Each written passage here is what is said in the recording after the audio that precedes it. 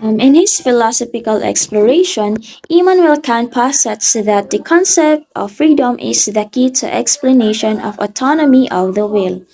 Kant's perspective on freedom and the autonomy of the will forms a foundational element of his ethical framework. According to Kant, he says that the will as a faculty is a type of causality that belongs to uniquely to living rational beings. According to him, freedom is a power to initiate actions from oneself. Kant's notion of freedom is not confined to mere external actions driven by personal desires. Instead, he contends that the true freedom lies in the rational capacity for self governance. It goes beyond the ability to follow one's inclinations. It involves the rational will legislating moral principles for itself. Central to Kant's philosophy is the autonomy of the will. This autonomy is not an arbitrary exercise of individual will but stems from the rational nature of human beings. The will, according to Kant, is truly free when it acts in accordance with moral principles derived from reason. Kant held that a person should decide for him or herself. According to the autonomy of the will by Immanuel Kant, a person should place a moral norm upon himself and obey it. This is duty for Kant.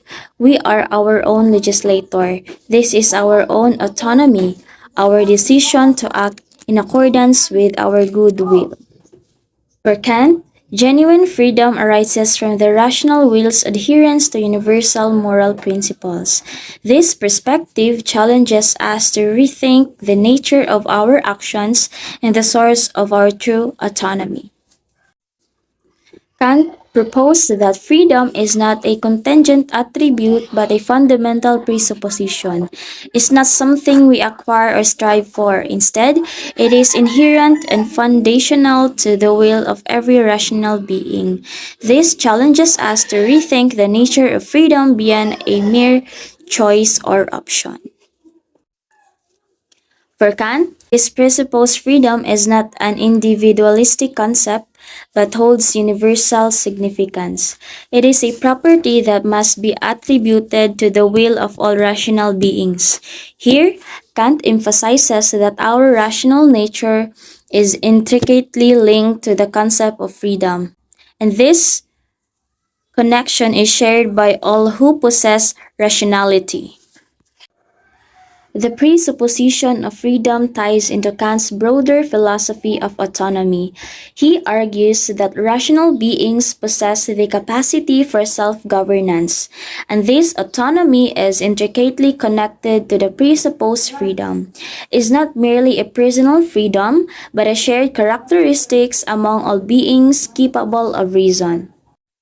If freedom is presupposed as a property of the will, then moral actions are not constraints of freedom but rather expressions of it.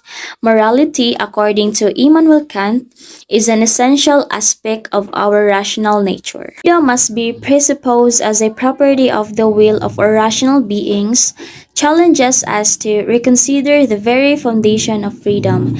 It's not a negotiable aspect of our existence but an inherent quality tied up to our rationality. This philosophical perspective prompts us to explore the implications of presupposed freedom on our understanding of autonomy, morality, and the shared essence of rational beings.